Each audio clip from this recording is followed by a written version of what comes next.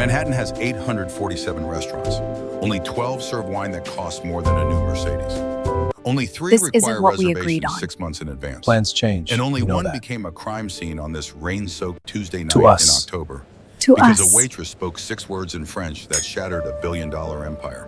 The rain came down in I'll be right sheets with you. against the windows of La Rose Noire, that temple of culinary excess where old money went to pretend it was still relevant, and new money went to prove it had arrived. The dining room glowed with the warm amber light of crystal chandeliers, each one worth more than most people earned in a year. White orchids stood sentinel on every table. The air smelled of truffle oil, aged wine, and the particular brand of desperation that comes from trying too hard to impress. Claire Beaumont moved through this world like a ghost. 28 years old, honey blonde hair pulled back so tightly it made her temples ache. Gray-blue eyes that had learned long ago to look down, never up, never meeting the gaze of the people she served.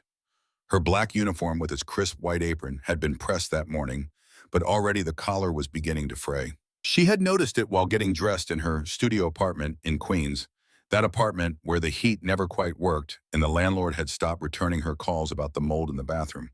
She had noticed the fraying collar and thought about buying a new uniform, and then she had checked her bank account and decided that eating was probably more important than looking perfect for people who would never see her anyway. Her hands trembled slightly as she adjusted the silverware on table 12.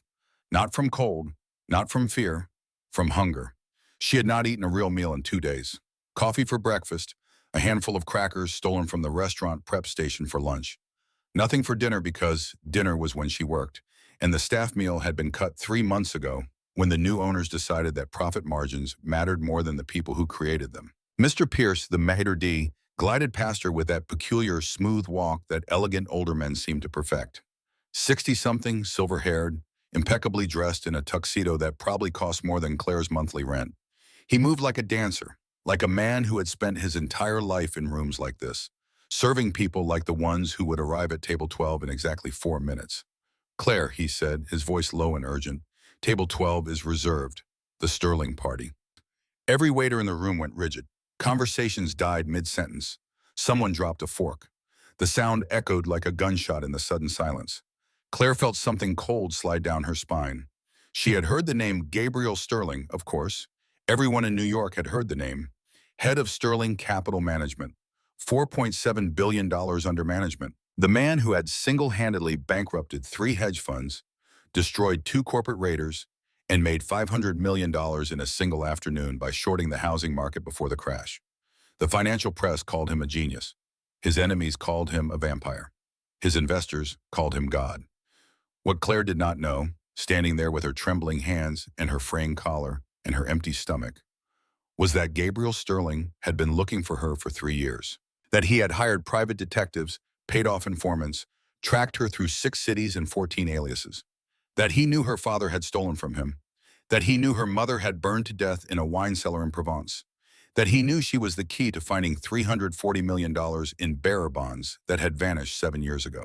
What Claire did not know was that in exactly 84 hours, she would be begging Gabriel Sterling to kill her, and he would refuse because dead women could not lead him to buried treasure. The front door of La Rose Noire opened. The sound cut through the quiet like a blade. He walked in like gravity bent around him. Gabriel Sterling was 6'2", dark brown hair touched with silver at the temples, even though he was only 34 years old. His suit was Brioni, dark navy, fitted perfectly to broad shoulders and a narrow waist. The kind of suit that cost $8,000 and looked like it cost twice that. His watch was an Audemars Piguet Royal Oak, rose gold, complicated dial, worth more than most cars. But it was not the suit or the watch that made the room go still. It was the way he moved. Like a man who had never questioned his right to occupy space. Like a man who had never heard the word no and meant it. Behind him came 2 bodyguards. The first was Harrison, African-American, early 40s, with the bearing of a man who had seen combat and survived it. Military haircut, tailored black suit that did not quite hide the bulk of the shoulder holster. Eyes that swept the room in a constant threat assessment, cataloging exits and angles and potential problems. The second was Blake, younger, blonder, harder. Both men moved with the fluid economy of professional violence. But there was someone else. Scarlett Vanderbilt followed in Gabriel Sterling's wake like a remora attached to a shark. 26 years old, dressed in a scarlet Hervé Léger bandage dress that matched her name and probably cost $4,000. Harry Winston diamonds at her throat and ears, catching the light with every calculated movement.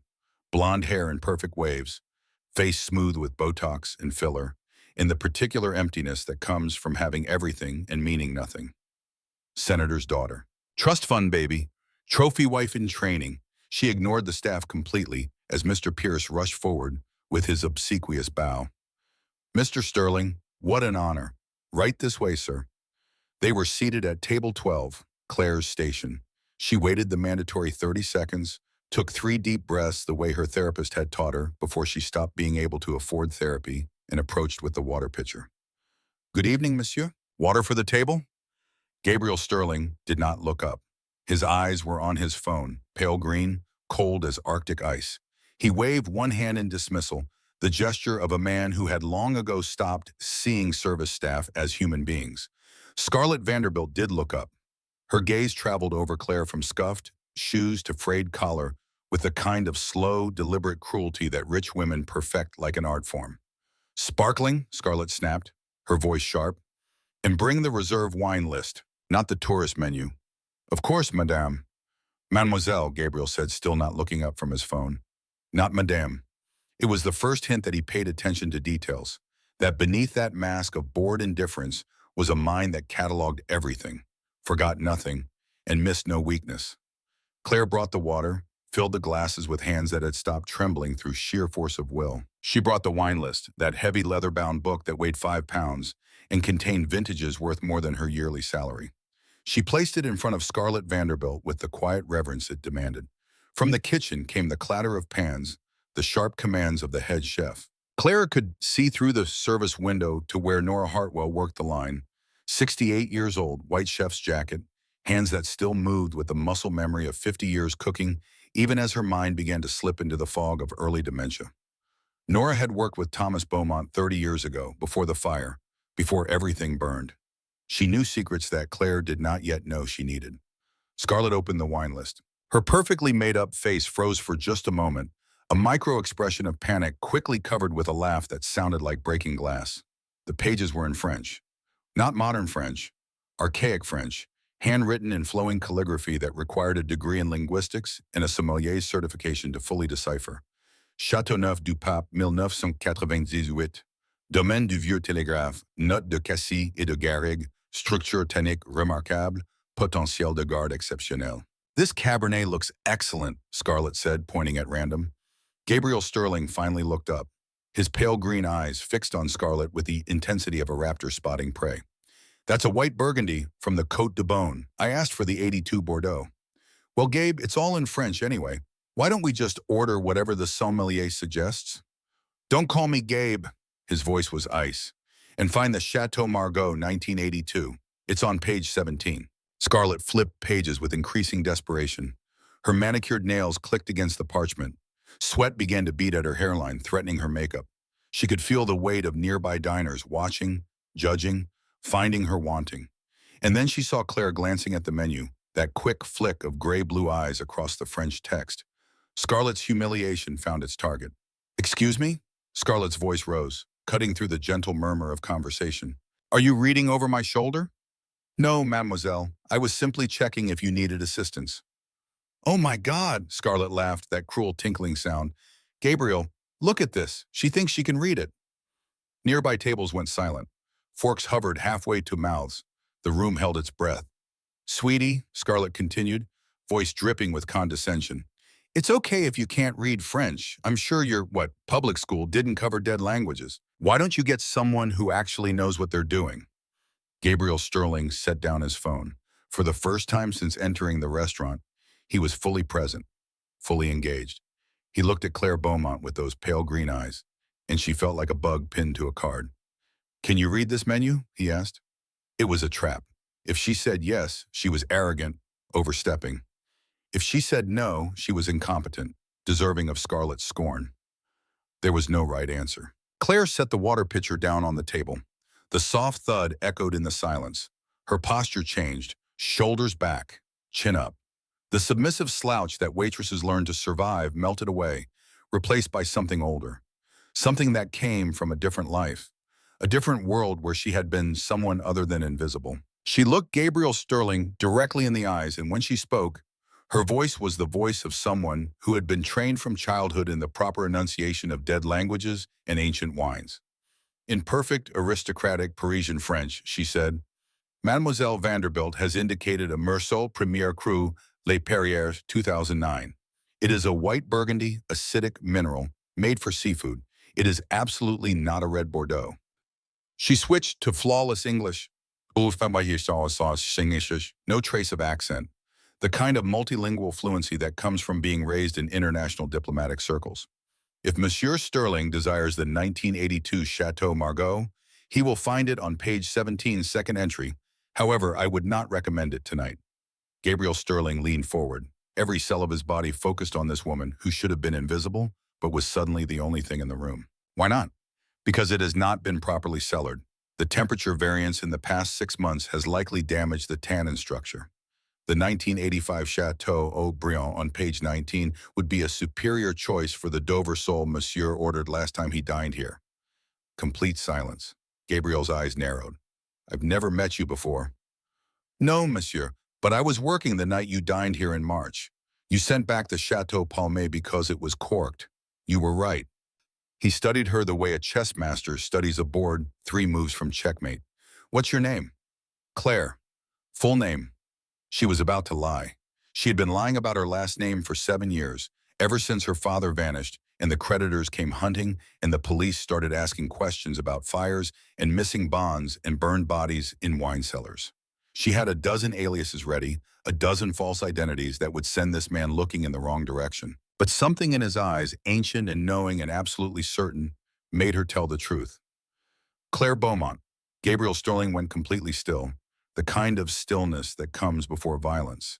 He closed the wine list with a soft snap that sounded like a bone breaking. Mr. Pierce, he called without looking away from Claire. The maitre d' materialized like a summoned ghost. Yes, Mr. Sterling? Clear table 14. I require privacy for a business discussion. Monsieur, table 14 is occupied by the Rothschild party.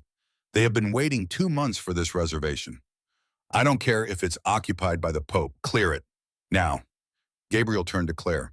Claire Beaumont, you're finished with your shift. You'll join me at table 14 to discuss wine pairings for a private event I'm hosting. Scarlett Vanderbilt stood so abruptly her chair scraped against the floor. Excuse me? Gabriel, we have dinner plans. We were going to discuss my father's campaign fundraiser. Gabriel finally looked at her, and the coldness in his gaze could have frozen the sun. We had plans. Harrison will call you a car. My father is Senator Vanderbilt. You can't just dismiss me like some servant. Your father, Gabriel said, voice bored, owes Sterling Capital $47 million. His re-election campaign is funded entirely by my money. His mistress in Georgetown lives in an apartment I own. If I make one phone call, he loses his seat, his house, and his mistress. So yes, Scarlett, I can dismiss you exactly like a servant, because that's what you are. Scarlett's face went white, then red, then purple. She grabbed her clutch purse. Hermes, another $4,000 of purchased status. You're going to regret this, she hissed. Unlikely. She turned on her heel and stormed out, heels clicking against the hardwood floor like gunshots. The doors slammed behind her. Rain swept in through the brief opening, cold October rain that smelled of decay and endings. Claire stood frozen. Every instinct screamed at her to run, to apologize, to become invisible again. But Gabriel Sterling was watching her with those predator's eyes, and she knew with absolute certainty that running would be the worst thing she could do. Sit, he said. It was not a request. Table 14 had been cleared with impressive speed. The Rothschild party relocated to a lesser table without protest, because when Gabriel Sterling wanted something, the universe rearranged itself to provide. Claire sat in the chair across from him, the burgundy velvet soft against her cheap polyester uniform. Harrison stood 6 feet away, back to the wall, hand near his jacket, eyes scanning the room for threats. Gabriel poured wine himself, the Chateau Haut-Brion he had not yet ordered. 2 glasses, red liquid like blood and crystal. Taste, he commanded. Claire took the glass. Years of training took over. Muscle memory from a childhood in Provence where her father had taught her to blind taste at age 12. She swirled the wine, watched the legs streak down the bowl. She brought it to her nose, inhaled. Memories flooded back. Her father's study with its leather chairs and ancient maps. The vineyard in summer with its neat rows of vines heavy with fruit. Her mother singing in the kitchen, voice carrying through open windows. The cellar where the barrels aged in patient darkness. Before the fire, before the screaming, before everything burned. Black currant, she said softly. Tobacco, graphite. There's smokiness, cedar, maybe pencil shavings. The finish is long. Elegant. She paused. It tastes like safety. Before everything burned. Before what burned? Claire realized she had said too much. She set down the glass. Nothing. I should go. Sit down, Claire Beaumont. Gabriel's voice was quiet but absolute. Because in approximately 8 minutes, someone is going to try to kill you. And I'm the only person in this restaurant who can stop it. She laughed, the sound nervous and high. That's insane. Why would anyone want to kill me? Because your father is Thomas Beaumont. They called him the architect. He didn't die in a car accident 7 years ago like the news reported. He stole from Victor Constantine and from me. Constantine wants back what's his. I want back what's mine. Two different things. Same thief. Constantine heads the Constantine Syndicate. He's been hunting you both for 7 years. The blood drained from Claire's face. The room tilted. She gripped the edge of the table to keep from falling. How do you know that name? Because I hired the detective who found you 3 days ago. Because Constantine's men have been watching this restaurant for 2 weeks. Because I needed to find you before they did. Gabriel's phone buzzed. He glanced at it. And because they're coming through the kitchen entrance right now. In the kitchen, Nora Hartwell stood at her station preparing a reduction sauce when she saw them. 3 men in black coming through the delivery entrance where they had no business being. Her dementia-addled brain suddenly crystallized with perfect clarity. She had seen those faces before. 1998, the night of the fire. The night Thomas Beaumont's wife died screaming. Nora grabbed a kitchen knife, 8-inch chef's blade, carbon steel, sharp enough to split atoms. You'll not be going through to the dining room, boyo, she said, her Irish accent thick. The lead man, Russian, heavy accent, cold eyes, looked at her like she was an insect. Old woman, move. Make me. She slashed with the knife, caught his arm. Blood sprayed across the stainless steel prep station. He backhanded her. She fell, head cracking against the floor tile. The gunshot in the confined kitchen space was deafening. In the dining room, Gabriel was already moving. He grabbed Claire, threw her to the floor beneath the table as the front window exploded inward. Glass sprayed across the room like shrapnel. Bullets chewed through velvet upholstery, splintered mahogany, shattered crystal. The chandelier fell with a sound like the death of stars. Screaming, case, blood. Gabriel covered Claire's body with his own, $8,000 suit pressed against her cheap uniform, and for one impossible moment she could smell his cologne, expensive and clean, and feel the hard muscle beneath the tailored cloth and the cold steel of the gun he drew from his shoulder holster. Stay down, he roared. Harrison was already returning fire, controlled 3-round bursts that spoke of military training and muscle memory forged in places where the rules were different. Blake moved to cover the kitchen entrance, calm as a man ordering coffee. Back exit, Harrison shouted. Now! Gabriel pulled Claire to her feet, half dragged, half carried her through the chaos. They burst through the kitchen doors. Nora lay on the floor, blood pooling beneath her head, eyes fluttering. The sous chef was screaming into a phone. The Russian with the arm wound was raising his pistol. Blake shot him, center mass. The man went down hard. We can't leave her! Claire screamed, seeing Nora. She's dead, wait, Gabriel said. She's a person. Something in Claire's voice cut through the adrenaline and the violence. Gabriel looked at her, really looked at her, and saw something he had not seen in a very long time. Conviction, morality, the kind of absolute certainty that got good people killed but made them worth saving. Harrison, get the old woman. Bring her. Harrison scooped Nora up like she weighed nothing. They ran through the back door into the alley. Rain hammered down. A black Cadillac Escalade, armored, windows bulletproof, engine running, waited with its door open. They piled in, Nora moaning, Claire shaking, Gabriel already on his phone giving orders in that clipped voice that brooked no argument. A motorcycle appeared at the alley entrance. The rider raised an MP5 submachine gun. Bullets pinged off the bulletproof glass like angry hornets. The SUV accelerated hard, throwing Claire against the leather seat. They fishtailed onto the street. tires screaming, leaving the motorcycle and the case in the burning restaurant behind. Inside the Escalade, moving through Manhattan traffic at 80 miles per hour, Claire tried to breathe. Her hands were covered in blood. Nora's blood. The old woman lay across the seat, Harrison applying pressure to the head wound with professional efficiency. Scalp wound, Harrison said. Looks worse than it is. She'll live. Gabriel turned to Claire. Are you hit? No, I'm okay. She looked at her bloody hands. What the hell is happening? Victor Constantine wants what your father stole. He thinks you know where it is. I don't know where it is. I don't even know what it is. I haven't seen my father in 7 years. Gabriel pulled out a tablet, tapped the screen, showed her the image. Surveillance photo timestamped 48 hours ago. A man in a cell. Gaunt, bruised, one eye swollen shut, but unmistakably her father. Thomas Beaumont, alive. Claire made a sound like a wounded animal. Papa, she whispered. He's in Constantine's villa in Tuscany. Has been for 5 years. Constantine's been using him as bait, waiting for you to surface. Why didn't you tell me he was alive? Because I needed you functional, not emotional.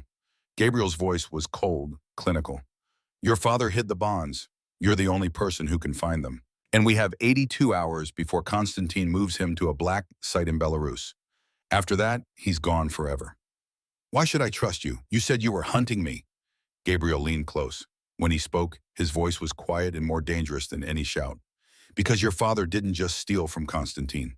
He stole from me. $160 million in bearer bonds were held in a sterling capital escrow account. When they vanished, I lost clients. I lost reputation. And I lost my brother, who killed himself when he couldn't pay back the investors. He pulled out a photograph. 2 men, arms around each other, smiling. Young Gabriel, maybe 25, and a younger man with the same pale green eyes. Matthew Sterling, 22 in the photo, dead at 27. Matthew was 27 when he put a gun in his mouth.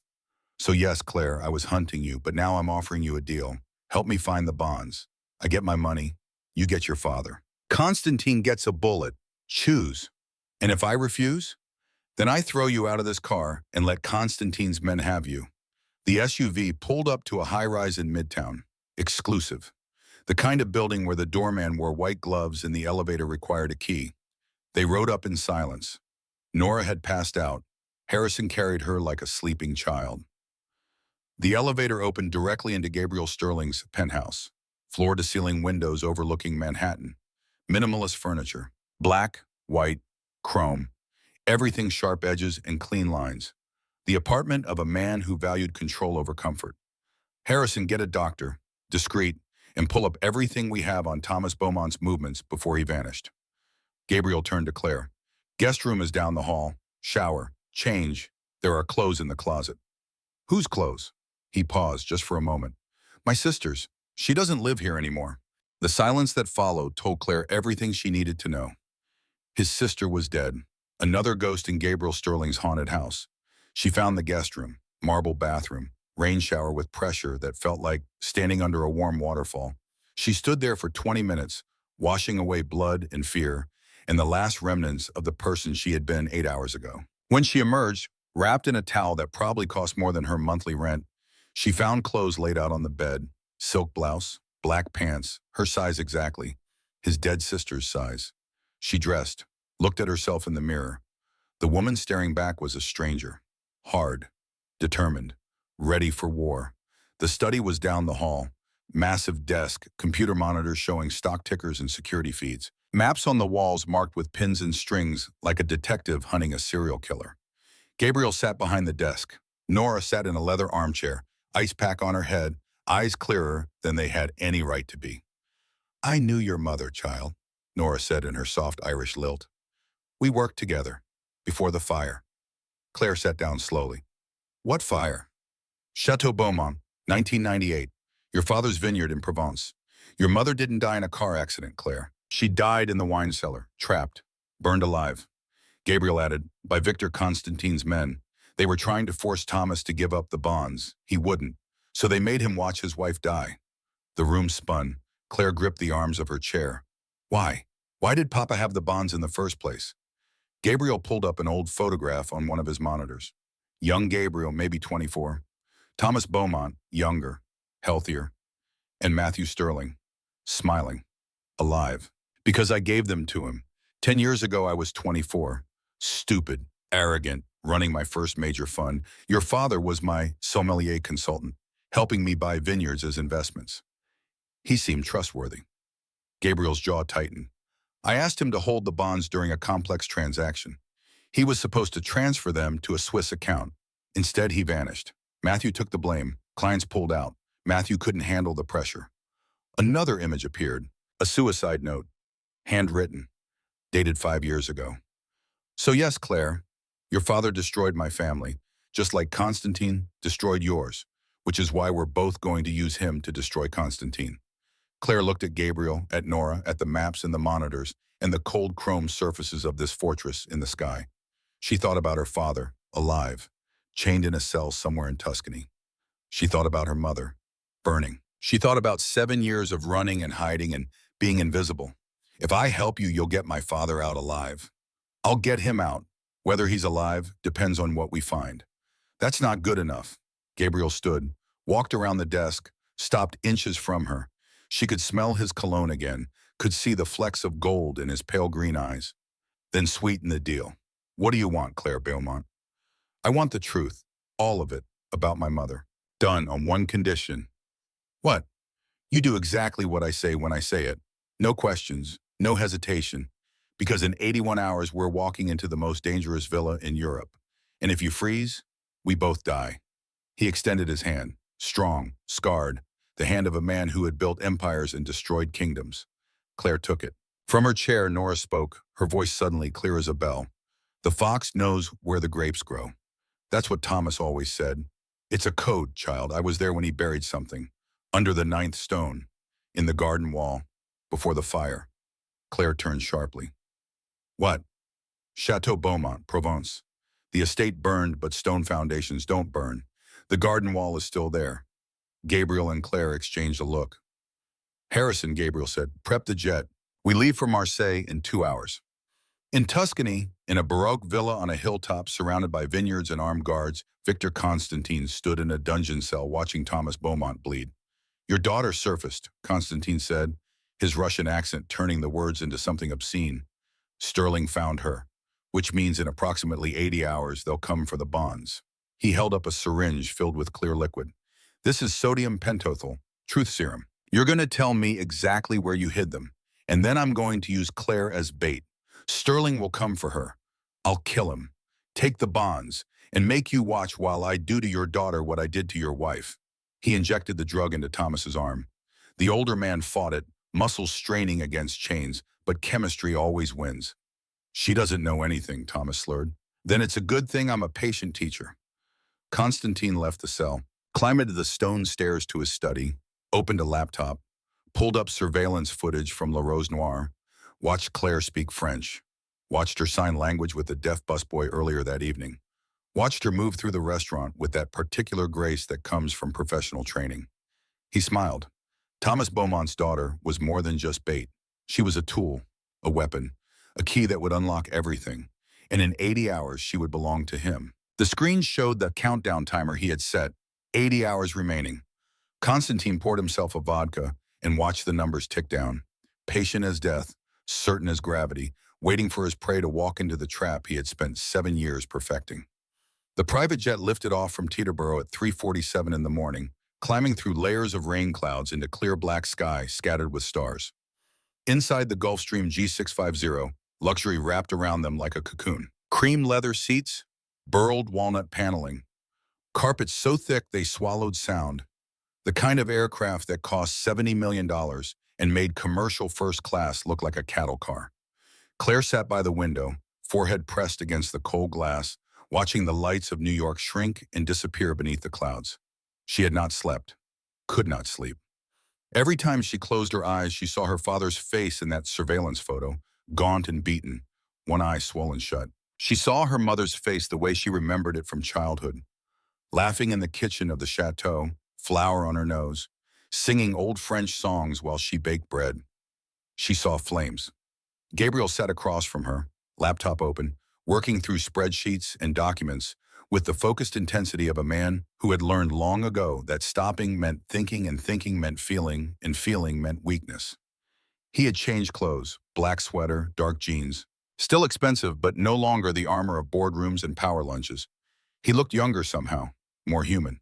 The silver at his temples caught the cabin light. Harrison sat near the cockpit, cleaning a pistol with methodical precision. Nora slept in one of the rear seats, sedated, bandaged, breathing steady. The doctor Gabriel had summoned had confirmed it was just a scalp wound, dramatic but not dangerous. She would wake in a few hours with a headache and probably no memory of how she got there. "You should eat something," Gabriel said without looking up from his laptop. Claire realized she was staring at him. "I'm not hungry." "You haven't eaten in 2 days. I can see it in your face, in your hands. You're running on adrenaline and it's going to burn out." He closed the laptop. "There's food in the galley, real food, not restaurant scraps." "How did you know I haven't eaten?" "Because I've been watching you for 3 weeks. I know your routine, coffee for breakfast, crackers for lunch, nothing for dinner because you work the dinner shift. I know you're 3 weeks behind on rent. I know you have $17.43 in your checking account. I know everything about you, Claire Beaumont. That's what I do. I find what's hidden." She should have been angry, should have been violated by this invasion of privacy. But instead, she felt something else. Relief. Someone finally saw her. After 7 years of being invisible, someone had noticed she existed. "Why?" she asked. "Why go through all that trouble? If you just wanted to find the bonds, you could have grabbed me off the street, tortured me, made me talk." Gabriel looked at her for a long moment. His pale green eyes reflected the cabin lights like a cat's. "Because you're not your father. Because I've spent 5 years hunting Thomas Beaumont, and in that time I've learned everything about him, including the fact that he raised a daughter who speaks 4 languages, graduated top of her class from the Sorbonne, and then disappeared into the New York service industry to protect herself. You're not a criminal, Claire. You're a survivor, and I don't destroy survivors. I use them." He stood, walked to the galley, returned with a plate. Cheese, bread, fruit, simple but elegant. "Eat. We have 78 hours left. You're no good to me if you collapse from malnutrition." Claire took the plate. The first bite of real cheese, aged Gruyere, made her want to cry. She forced herself to eat slowly, to taste it, to remember what it felt like to be full. "Tell me about the ninth stone," Gabriel said. Nora mentioned it, but she was barely conscious. "What does it mean?" Claire swallowed. "When I was 10, Papa taught me about wine cellars. He said the best ones were built with careful attention to the number 9. 9 stones in the foundation arch. 9 barrels in the first row. 9 bottles in each case. He said 9 was the number of completion, the end of one cycle and the beginning of another." She took another bite, let the memory surface. "We buried a time capsule in the garden, Papa, Mama, and me. Under the 9th stone of the garden wall. I was supposed to open it on my 18th birthday. But by then, Mama was dead and Papa was gone and the chateau had burned. What was in the capsule? I don't know, I never opened it." Gabriel pulled up a satellite image on his tablet, showed her the ruins of Chateau Beaumont. The main house was gone, just blackened stone and charred timbers, but the garden wall stood covered in ivy, weathered but intact. "Nora said your father buried something there, before the fire, which means it's been in the ground for 28 years. The bonds? Maybe, or the key to finding them." Gabriel zoomed in on the image. "We land in Marseille at 11:30 local time. Drive to Provence. We'll be at the chateau by 2. That gives us time to dig before dark. But Constantine knows about the 9th stone too, which means we're not the only ones looking." "How could he know?" "Because your father talks in his sleep, and Constantine has had 5 years to listen." The weight of that settled over Claire like a heavy coat. Her father, imprisoned, drugged, tortured for information. Every secret extracted. Every memory mined for leverage. "Is Papa going to die?" she asked quietly. Gabriel's expression did not change, but something flickered behind his eyes. Some old pain surfacing for just a moment before being forced back down. "Everyone dies, Claire. The question is whether he dies for something or for nothing." It was not an answer, but it was honest. They flew through the night. Claire dozed fitfully, waking every few minutes from dreams of fire. Gabriel worked. Harrison cleaned weapons. Nora slept. The jet engines hummed their steady song. Somewhere over the Atlantic, Claire woke to find Gabriel standing by the window, staring out at the darkness. His reflection in the glass looked haunted. "Can I ask you something?" she said. "You can ask. I may not answer." "Your brother, Matthew. What was he like?" Gabriel was quiet for so long she thought he would not respond. Then he spoke, voice low. He was better than me, kinder. He believed in people, believed in second chances. When our parents died and left us the fund, I wanted to play it safe. Conservative investments, slow growth. But Matthew pushed for bigger risks. He said fortune favored the bold. Gabriel's jaw tightened. He was right. For a while, we made money, lots of it. Clients loved us. And then your father walked into our office with a proposal. Invest in French vineyards. Bearer bonds as collateral during the transaction. It was complicated, but the returns looked good. Matthew trusted him. And you? I ran the numbers. They checked out. So I gave your father $160 million in bonds. He was supposed to hold them for 6 weeks while the vineyard purchases cleared. Instead, he vanished. The clients demanded their money back. We couldn't deliver. Matthew took it personally, blamed himself, started drinking. 6 months later, he was dead. Gabriel finally turned from the window. So yes, Claire, I want the bonds back. But more than that, I want to look your father in the eye and ask him why. Why my brother had to die for his mistakes. The honesty of it was brutal. Claire understood then that this was not just about money, it was about grief, about a wound that had never healed, about a man who had replaced feeling with hunting because hunting gave him purpose. I'm sorry, she said. Don't be sorry. Help me find what he took. That's the only apology I'll accept. The jet began its descent into Marseille as the sun rose over the Mediterranean. Claire looked out the window at the coastline, the familiar hills and valleys of Provence painted gold by morning light. She had not been back since the fire, had sworn she would never return. Yet here she was, flying toward ghosts and buried secrets. They landed at a private airfield. A black Range Rover waited on the tarmac, keys in the ignition. Harrison's advance work, as always, impeccable. They drove north through countryside that smelled of lavender and thyme, past vineyards heavy with unpicked grapes, past medieval villages built from honey-colored stone. Claire watched it all through the window, memory and present, overlapping until she could not tell which was which. There was the market town where Mama used to buy cheese. There was the bakery that made the best croissants in Provence. There was the road that led to the chateau where she had been happy before she learned that happiness was temporary and safety was an illusion. Pull over, she said suddenly. Harrison glanced at Gabriel in the rearview mirror. Gabriel nodded. They stopped at a small cemetery on the outskirts of a village. Clara got out, walking between weathered headstones until she found the one she was looking for. Anne-Marie Beaumont, born 1965, died 1998, beloved wife and mother. The grave was overgrown with weeds. No one had visited in years. Claire knelt, pulled the weeds with bare hands, uncovering the stone. Her mother's name. The dates that bracketed a life cut short. I'm sorry, Mama, she whispered. I'm sorry I stayed away. I'm sorry I was too scared to come back. She felt Gabriel's presence behind her before she heard him. He did not speak, did not offer platitudes, just stood there in the morning sun, a silent witness to her grief. She used to sing, Claire said, old French songs, Edith Piaf, Jacques Brel. She had this beautiful voice. Papa said it was why he fell in love with her. Not her looks or her money, just her voice. How did they meet? At a wine auction in Paris, 1985. Mama was there with her father, buying bottles for their restaurant. Papa was there selling wine from his first harvest. He bid on the same lot she wanted, drove the price up. She was furious. After the auction, she found him and told him he was an arrogant fool. Claire smiled at the memory.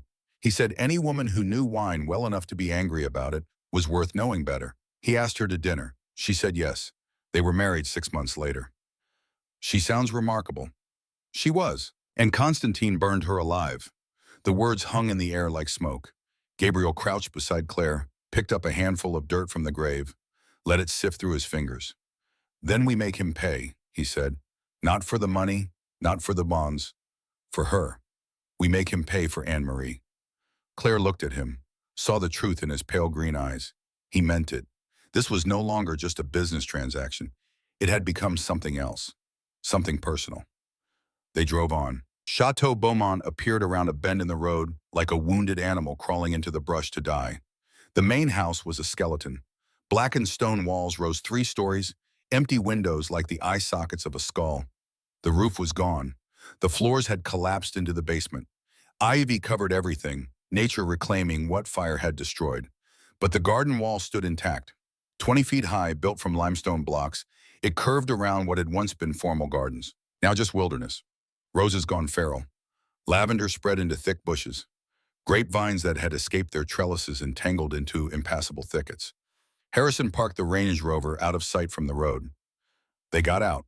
The silence was profound. No birds, no insects, just wind moving through ruined rooms and overgrown gardens.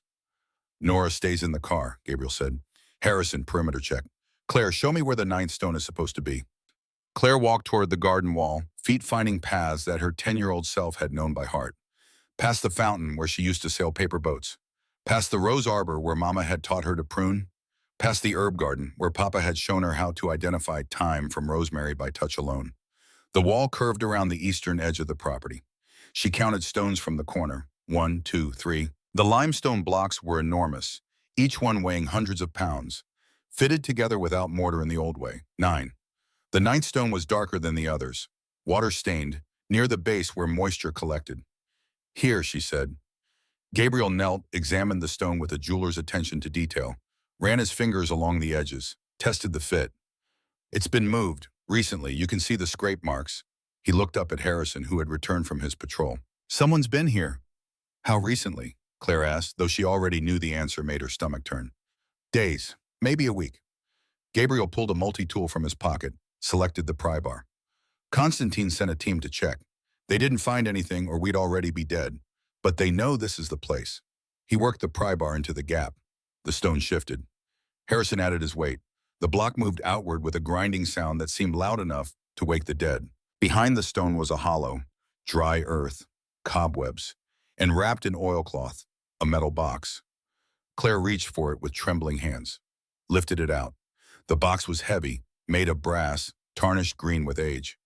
A lock held it shut, but the lock was old, simple. Gabriel used the multi-tool to snap it. Inside, wrapped in more oilcloth, they found 3 items. First, a leather journal, handwritten in French, her father's writing. Second, a USB drive in a waterproof case. Third, a photograph, faded, creased, showing 4 people, Thomas and Anne-Marie Beaumont, young, happy, and 2 others Claire did not recognize, a man with dark hair and kind eyes, a woman with red hair and a wide smile. Do you know them? Gabriel asked. Claire shook her head. Gabriel took the photograph, flipped it over, written on the back in faded ink. The 4, Chateau Beaumont, summer 1997, 1 year before everything changed. He pulled out his phone, took a picture of the photograph, sent it to someone. 30 seconds later, his phone buzzed. The man is Dmitry Volkov, Gabriel said, reading the response. Former KGB and art smuggler. Disappeared in 1998. The woman is Siobhan Murphy, Irish national, art restorer, also disappeared in 1998. Nora's last name is Murphy, Claire said slowly. They both turned to look at the Range Rover where the old woman slept. Siobhan Murphy was listed as married, Gabriel continued reading, to one Patrick Hartwell, British chef, died in 2005. Nora Hartwell, Claire whispered. She's not just someone who worked with Papa. She's part of this, whatever this is. Gabriel opened the journal. The first page was dated January 1997. The handwriting was neat, precise, the work of a man who understood that documentation mattered. We, the undersigned, do hereby establish the Beaumont Collective for the purpose of retrieving stolen artwork from illegal private collections and returning said artwork to its rightful owners or public institutions. We operate outside legal channels because the legal channels have failed. We are not thieves, we are restorers of justice. Signed by 4 people. Thomas Beaumont, Anne-Marie Beaumont, Dmitry Volkov, Siobhan Murphy. They were art thieves, Claire said, the pieces clicking into place. Not wine smugglers, art thieves. Gabriel kept reading, flipping through pages. Not thieves, Robin Hood figures. They stole from private collectors who had acquired art through illegal means during wars, genocides, regime changes, Nazi plunder, Soviet appropriations, Yugoslav war crimes. They researched ownership histories, verified provenance, then broke in and took the pieces back. He found an entry from June 1998. The Konstantin collection has been confirmed. Viktor Konstantin, Russian oligarch, has acquired 47 pieces of art stolen from Jewish families during the Holocaust, including 3 Klimts, 2 Sheilas, and the lost Vermeer that has been missing since 1943. Total estimated value if sold legally, $340 million. We cannot allow these treasures to remain in the hands of a war criminal. Claire felt cold despite the warm Provence sun. Papa didn't steal bearer bonds. He stole art from Constantine, art that Constantine had stolen from Holocaust victims. And Constantine burned your chateau to get it back. Gabriel's voice was grim. Killed your mother, tortured your father for the location. But Thomas never gave it up. Because he didn't have it anymore, Claire said, understanding flooding through her. He already returned it. That's what the USB drive is. Documentation, proof of where the art went. Which museums received which pieces. Chain of custody to protect against future claims. Gabriel plugged the USB drive into his phone using an adapter. Files appeared, photographs, transfer documents, museum accession records, everything meticulously documented. 47 pieces of art, returned to their rightful owners or donated anonymously to public museums between January and July 1998. The last entry was dated August 15, 1998, 2 weeks before the fire. Final piece delivered to Musée d'Orsay, the Vermeer, girl reading a letter by candlelight, lost since 1943. Home at last, we are finished. The Beaumont Collective is dissolved. May we never need to exist again. So the bonds never existed, Claire said. It was always about the art. No. Gabriel's face had gone hard. The bonds existed. I gave them to Thomas. But not for art theft, for vineyard investments.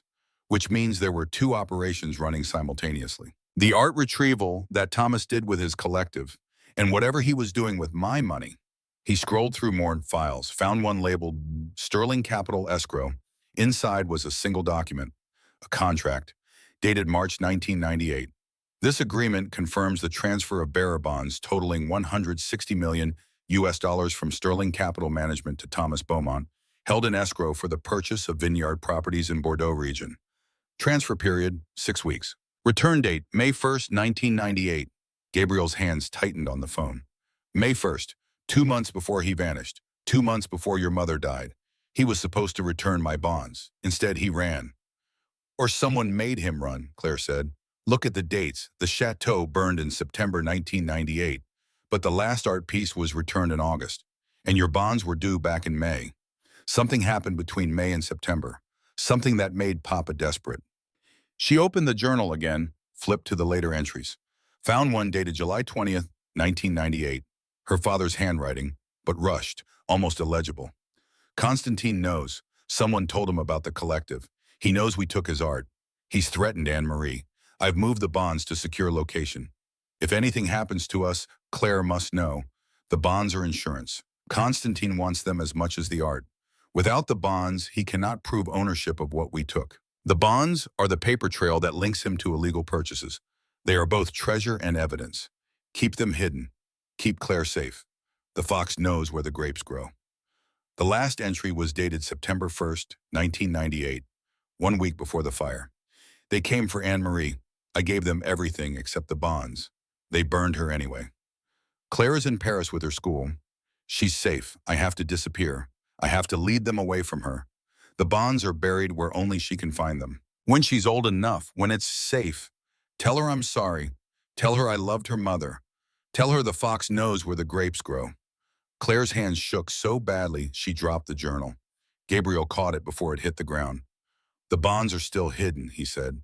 Somewhere only you can find them. The fox knows where the grapes grow. What does that mean? I don't know. Papa used to say it, but I thought it was just a saying, something about being clever. A sound echoed across the ruined gardens. A car engine coming closer. Harrison was already moving, hand inside his jacket. 2 vehicles, coming fast. We need to leave, now. Gabriel grabbed the journal, the USB drive, the photograph, shoved them into his jacket. They ran for the Range Rover. Nora was awake, groggy, confused. Where are we? No time, Gabriel said. Harrison, drive. The Range Rover roared to life. Tires sprayed gravel as they accelerated down the narrow road that led away from the chateau. Behind them, 2 black SUVs appeared. Professional, fast, the kind of vehicles that cost money and carried men who knew how to use guns. Constantine's team, Gabriel said. They were waiting for us to find the stone. Followed us here. Bullets shattered the rear window. Harrison swerved, kept driving, one hand on the wheel, one on his pistol. He fired through the broken window, controlled bursts that forced the pursuit vehicles to fall back. The road curved through vineyard country, narrow lanes between stone walls. Harrison drove like he was born to it, taking corners at speeds that made the Range Rover tilt on two wheels. Claire held on to Nora, who had started crying, confused and terrified. "It's okay," Claire said in French, the language of comfort. "It's okay, we're safe." "Siobhan," Nora said suddenly, her voice clear. "They killed Siobhan, shot her in the garden. I watched from the window. Thomas tried to stop them. They shot him too, but he didn't die, just Siobhan." "Just my sister," Claire froze. "Your sister?" "My twin sister. We came to France together, fell in love with Frenchmen together.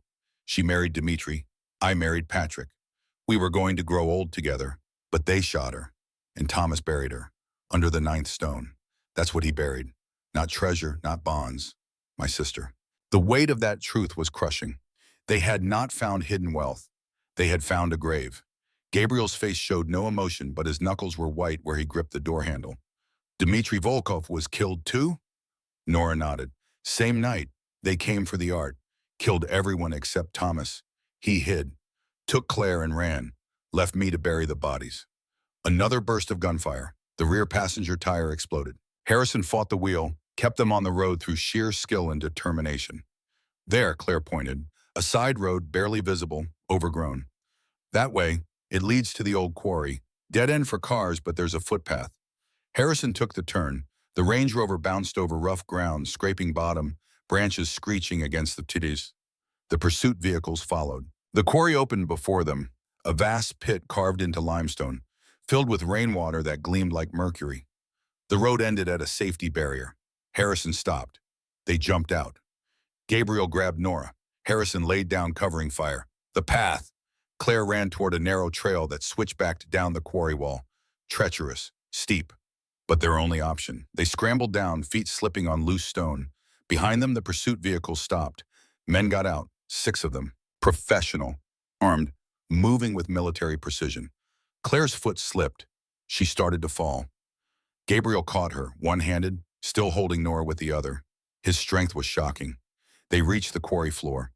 Water lapped at the edges. The path continued on the far side, heading up the opposite wall toward the main road. But the pursuers had split up. 3 coming down the path behind them. 3 running around the quarry rim to cut off their escape. "We're trapped," Harrison said, assessing angles. "I can hold them for maybe 2 minutes. After that, we're done."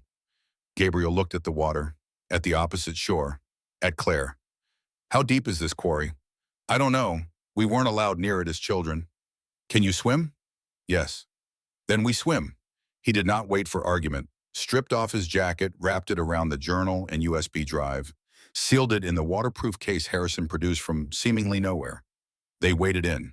The water was cold enough to stop breath, deep enough to drown. They swam. Claire helped Nora, who could barely keep her head up. Gabriel swam with powerful strokes. Harrison covered their rear, swimming backward, pistol held above water. Bullets spanged off the water's surface. One caught Harrison in the shoulder. He grunted, but kept swimming. They reached the far side, dragged themselves onto rocks. Harrison was bleeding badly. Gabriel ripped cloth from his shirt, bound the wound with field medic efficiency. The pursuers were still coming. Relentless. Claire saw it then. The cave, hidden behind a fall of vines. She remembered it from childhood. She and her friends used to dare each other to go inside. "There," she gasped. "We can hide." They crawled into the cave. Dark, damp, the smell of stone and time. They pressed themselves against the walls, breathing as quietly as possible.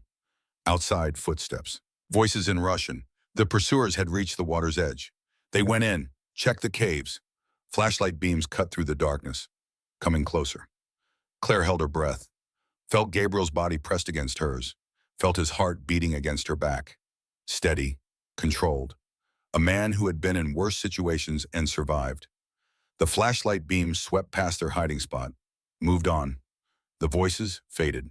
They waited 30 minutes, an hour, until the only sound was water dripping and their own breathing. "Clear," Harrison whispered. They emerged from the cave into fading afternoon light, climbed the quarry wall, reached the main road. A truck driver stopped for them, saw Harrison's wound, drove them to the nearest hospital, no questions asked. While doctors worked on Harrison, Gabriel made phone calls, arranged transport, pulled strings, moved the pieces on his chessboard. Claire sat with Nora in the waiting room, holding the old woman's hand. "I'm sorry about your sister," Claire said. She loved Dmitri. He loved her. They thought they were doing good, returning stolen art to its owners. But good deeds don't protect you from bad men. Papa tried to protect you, all of you. He protected you, child. That's what mattered to him. You were his whole world after Anne-Marie died. Gabriel approached, phone in hand. New jet lands in 1 hour. We go to Tuscany, Constantine's villa. Your father is there, and I'm betting the bonds are there too. Whatever he meant by the fox knows where the grapes grow, we'll figure it out. But we're running out of time, 72 hours left. Claire stood, looked at this man who had been hunting her father, who had lost his brother, who had every reason to want revenge, but was instead offering rescue. Why are you doing this? Really? Is it just the money? Gabriel's pale green eyes held hers. I told you, everyone dies, Claire, but they don't have to die for nothing. Your father destroyed my family, but he also tried to save yours. That means something. So we go to Tuscany, we get him out, and then he looks at me in the eye and tells me why Matthew had to die. That's all I want. That's all I've ever wanted. The truth. The new jet arrived. They boarded. Harrison, bandaged and medicated, fell asleep immediately. Nora dozed. Claire and Gabriel sat across from each other as they flew south toward Italy, toward the villa on the hilltop, toward the man who held all the answers. The fox knows where the grapes grow, Claire said quietly. Papa used to tell me stories. Aesop's fables, the fox and the grapes. The fox wants grapes he cannot reach, so he tells himself they're probably sour anyway. It's about unattainable goals. Or about things hidden in plain sight. Papa planted a vineyard at the chateau, called it Le Renard, the fox, said it produced the best grapes in Provence. Constantine bought the chateau after the fire, which means he owns Le Renard vineyard now. Gabriel pulled up property records. Constantine bought Chateau Beaumont in 1999, rebuilt it, lives there 3 months a year. He kept the vineyard, expanded it. Then that's where the bonds are, in Le Renard vineyard, hidden where only someone who knew Papa's stories would think to look. We're flying to the wrong place. Constantine's main villa is in Tuscany, but your father is probably at the chateau in Provence, where we just were. Claire shook her head. The surveillance photo you showed me, the cell, stone walls, medieval, that's not the chateau. Papa rebuilt it modern, glass and steel. Whatever cell he's in, it's somewhere old. Tuscany. Gabriel studied the photograph again, enhanced it. The background showed a detail he had missed before, a coat of arms carved into the stone. He ran it through image recognition. Villa Constantine, built 1543, in the hills above Florence. He keeps his most valuable possessions there, including apparently prisoners. The jet flew through the night. Below them, the Mediterranean gleamed under a half-moon. Ahead, Italy waited. And in a cell somewhere in Tuscany, Thomas Beaumont counted the hours until his daughter walked into a trap that had been 28 years in the making. The countdown continued, 72 hours. Then 71. Then 70. Time like water, like blood, like wine, running through their fingers toward an ending none of them could see. Villa Constantine sat on a hilltop like a crown of thorns, all medieval stone and modern surveillance, beauty wrapped around brutality. They arrived at dusk when the Tuscan sky burned orange and purple, when shadows grew long enough to hide in. Gabriel had rented a farmhouse 2 kilometers away, close enough to watch, far enough to avoid detection. From the upper window with high-powered binoculars, they could see everything. The villa had been built in 1543 by a Medici bastard who understood that beauty and violence were not opposites, but twins. 3 stories of honey-colored stone, a courtyard with a fountain that still worked after 5 centuries, gardens that cascaded down the hillside and terraces planted with roses and lavender. And underneath, because men like Constantine always built down as well as up, dungeons carved from the living rock where screams would echo but never escape. 12 guards visible, Harrison said, working the binoculars despite his bandaged shoulder. The doctors had said he needed rest. He had ignored them. 4 on the perimeter, 2 at the main gate, 3 patrolling the gardens, 2 on the roof, plus however many inside, figure 20 total, maybe 25. Cameras? Gabriel asked. Everywhere. Motion sensors on the walls. Pressure plates on the paths. This place is locked down tighter than Fort Knox. Good, Gabriel said. That means whatever's inside is worth protecting. Claire stood by the window, arms wrapped around herself despite the warmth of the evening. She had not spoken much since they landed. Her mind was in that dungeon somewhere below the villa, with her father, with the man she had not seen in 7 years. Nora sat in an armchair, lucid today, hands folded in her lap. She had insisted on coming, despite Gabriel's objections. Said she owed it to Siobhan. Said she owed it to Thomas. Said some debts could only be paid in person. Tell me about the layout, Gabriel said to Claire. You studied architecture at the Sorbonne, medieval fortifications. What am I looking at? Claire forced herself to focus, to think like the student she had been before everything fell apart. Villas like this were built with multiple defensive layers. The outer wall is decorative now, but it used to be functional. Guard towers at the corners. The main building would have been self-sufficient. Its own well, food storage, and dungeons. Always dungeons. She traced a diagram on a notepad. Traditional layout puts the dungeons on the north side where the sun never reaches. Keeps prisoners cold, disoriented. The entrance would be through the kitchen level. Servants' stairs. Easy to move prisoners without guests seeing. So we go in through the kitchen. If we can get past the 20 armed guards in the surveillance system. Gabriel smiled. It was not a pleasant expression. I've spent $70 million over 5 years tracking your father. I'm not stopping now because of cameras and guards. Harrison, show her the equipment. Harrison opened a duffel bag. Inside was enough technology to rob a bank or start a small war. Thermal imaging goggles, encrypted radios, climbing gear, and something that looked like a tablet computer but thicker. Signal jammer, Harrison explained, military grade, creates a dead zone for all wireless communications within a 100-meter radius. Their cameras, their radios, their cell phones, all of it goes dark for exactly 7 minutes before their backup system kicks in. 7 minutes is what we get. 7 minutes to infiltrate a guarded villa, find the dungeons, locate one prisoner, and extract him. Claire said, that's impossible. No, Gabriel corrected. It's improbable, which means we have a chance. He spread out a blueprint on the table. Villa Constantine, architectural plans from a renovation done in 2015. He had paid a small fortune for them. Money, Gabriel had learned long ago, could buy almost anything if you were willing to pay enough.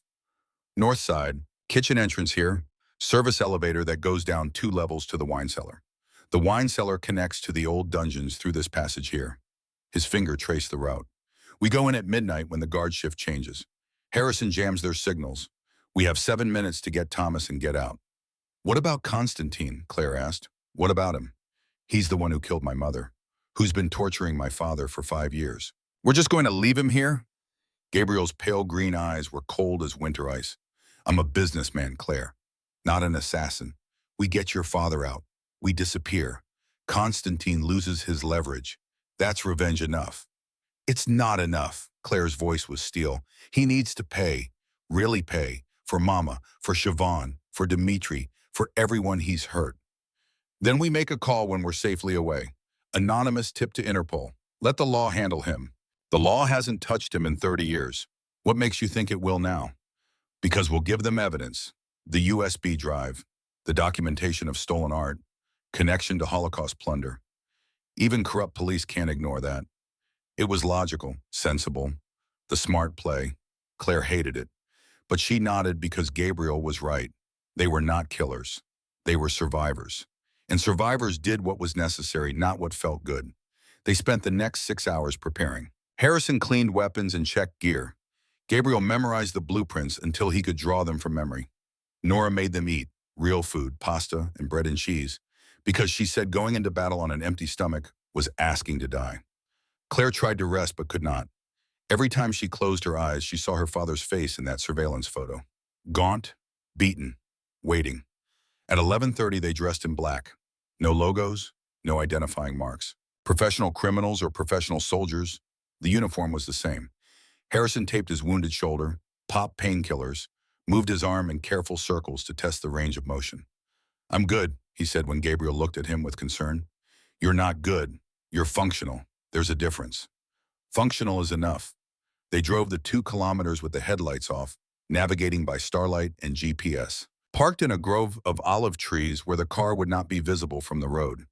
The villa loomed above them, lit from within like a lantern, beautiful and terrible. Radio check, Gabriel said into his encrypted headset. Check, Harrison replied. Check, Claire said. They moved through the darkness like ghosts, staying off the paths, avoiding the motion sensors Harrison had mapped earlier. The villa's outer wall was 12 feet high, old stone. gaps between the blocks where mortar had crumbled over centuries. Easy enough to climb. Gabriel went first, then Claire, Harrison covering their rear despite his injured shoulder. They dropped into the garden on the other side, landing in soft soil between rose bushes.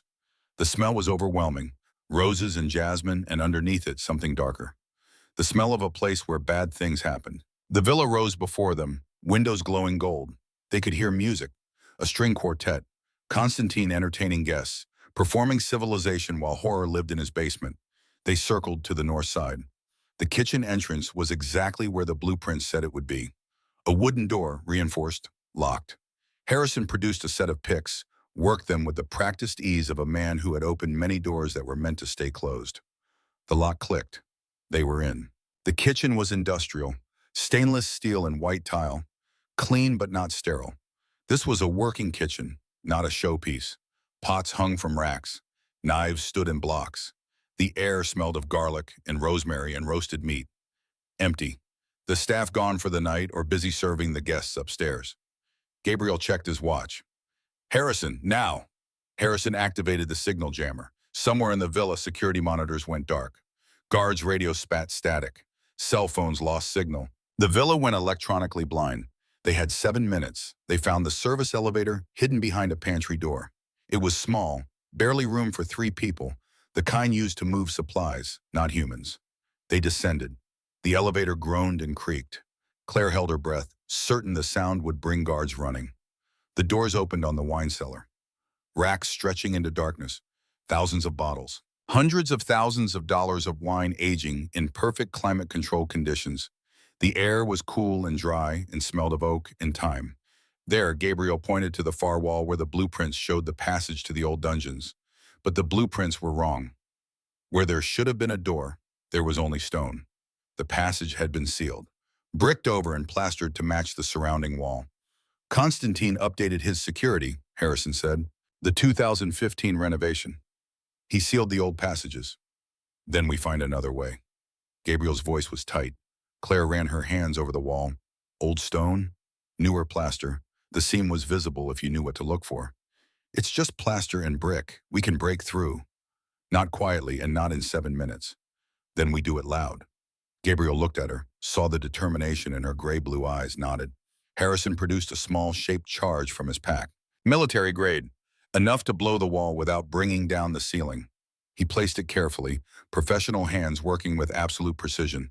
They retreated behind the wine racks. Fire in the hole, Harrison said, and pressed the detonator. The explosion was not as loud as Claire expected, a dull thump that she felt in her chest more than heard. The wall cracked, then crumbled. Dust filled the air. When it cleared, there was a hole large enough to crawl through. Alarms began to shriek. Red lights flashed. The 7 minutes of electronic silence was over. Go, Gabriel shouted. They crawled through the hole into darkness beyond. The old dungeons, stone corridors carved from rock. Damp, cold, the smell of mold and worse things. Cell doors lined the passage, iron bars rusted but intact. Most were empty. Some held shapes that might have been prisoners or might have been shadows.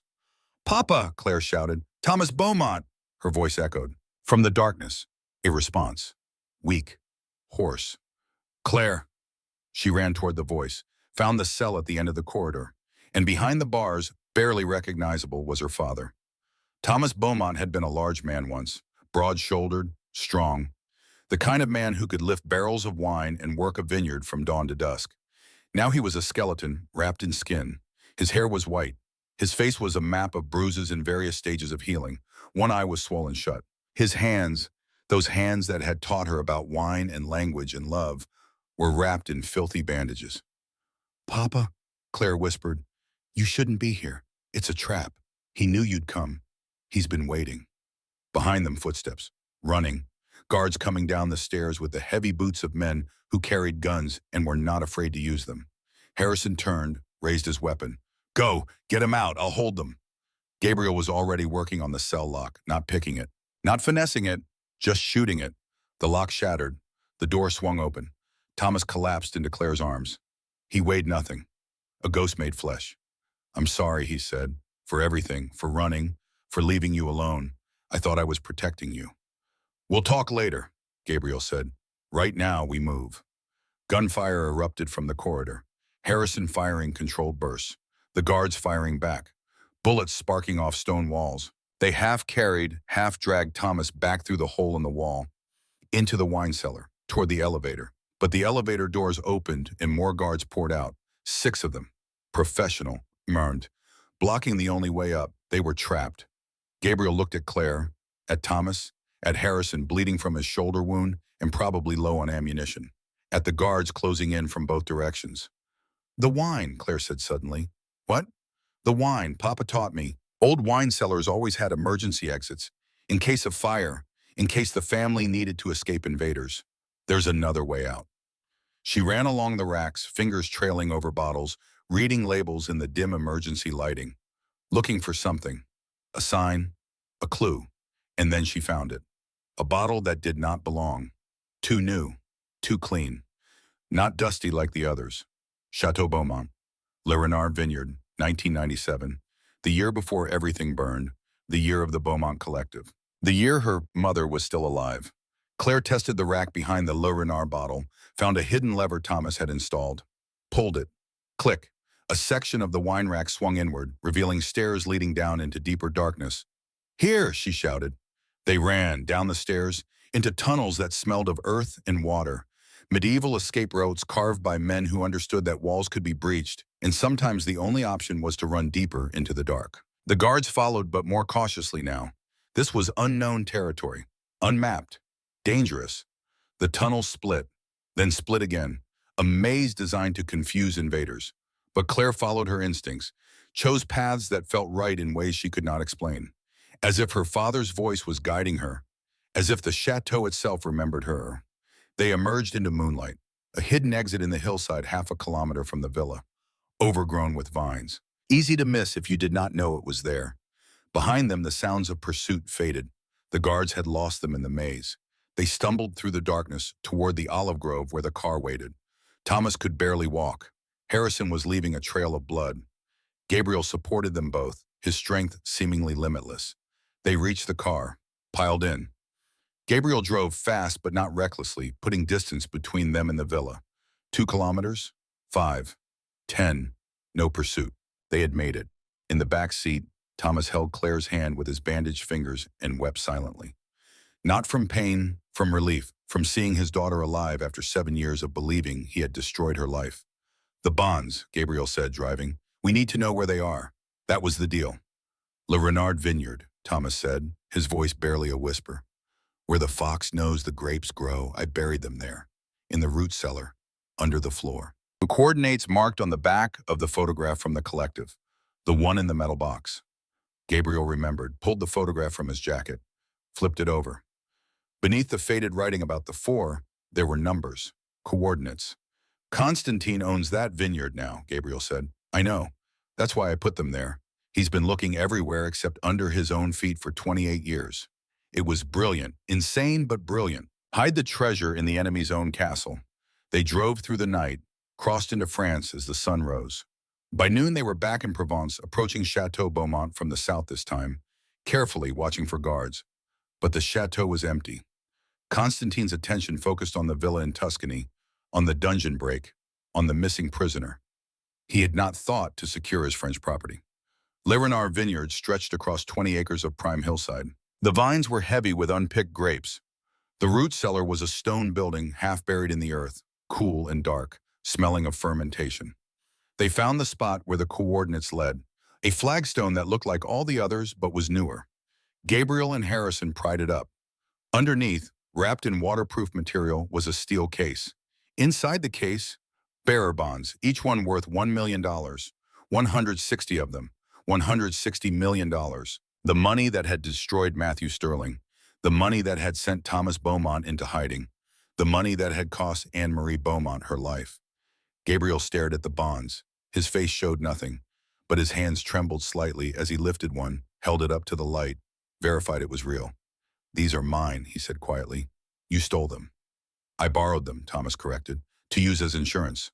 Constantine wanted the art back. I told him I'd give it to him in exchange for leaving my family alone. But I needed leverage. The bonds were proof that he'd purchased stolen art, proof he was a criminal. If anything happened to us, The bonds would go to Interpol with documentation of every transaction. It was supposed to keep us safe. It didn't work. No, he called my bluff. Killed Anne-Marie anyway. Took me prisoner. Has been torturing me ever since. Gabriel carefully placed the bonds back in the case. Closed it. Looked at Thomas. Matthew killed himself because of these. Because I trusted you and you betrayed that trust. I know, and I'm sorry, but I was trying to save my family. Just like you're trying to avenge yours. It's not the same, isn't it? They stared at each other. Two men who had lost brothers, lost innocence, lost the belief that the world was fair, or just, or good. Claire stepped between them. Enough. Papa made mistakes, terrible mistakes, but he's paid for them. Constantine needs to pay too. Use the bonds. Use the documentation. Destroy him. Gabriel pulled out his phone, made a call. When he spoke, his voice was calm, professional, the voice of a man doing business. I'm sending you coordinates. At this location, you'll find bearer bonds linked to art stolen during the Holocaust. Also documentation proving Victor Constantine purchased said art illegally. I want him arrested within 24 hours. Can you do that? He listened to the response, nodded. Good. Consider my donation to your re-election campaign doubled. He hung up, looked at Claire. Senator Vanderbilt, Scarlett's father. He owes me, and he sits on the Senate Intelligence Committee. He has connections to Interpol, FBI, and every three-letter agency that matters. Constantine will be in custody by tomorrow. And Papa? Your father stays dead. Thomas Beaumont died 7 years ago in a car accident. That's the official story, and we're keeping it. He gets a new identity. A new life, somewhere quiet where Constantine's associates can't find him. I want to stay with him. Nay, Thomas spoke, his voice stronger now. You have a life, Claire. A real life. I won't take that from you, too. I've been invisible for 7 years. That's not a life. Gabriel interrupted. What if you didn't have to be invisible anymore? What if you had legitimate work, real credentials, a way to use your skills that doesn't involve hiding? Claire looked at him. Doing what? Working for me. Sterling Capital is expanding into wine investments. Vineyards as alternative assets. I need someone who knows wine, speaks multiple languages, and understands the business. Someone I can trust. It pays well, comes with an apartment in Manhattan, and it gets you out of that studio in Queens. It was a job offer, but it was also more than that. It was an apology, a way of saying that Gabriel Sterling took care of the people who helped him, a way of saying she mattered. I accept, Claire said. 6 months later, Manhattan glowed with winter twilight, that particular blue hour when the city transforms from concrete and steel into something almost magical.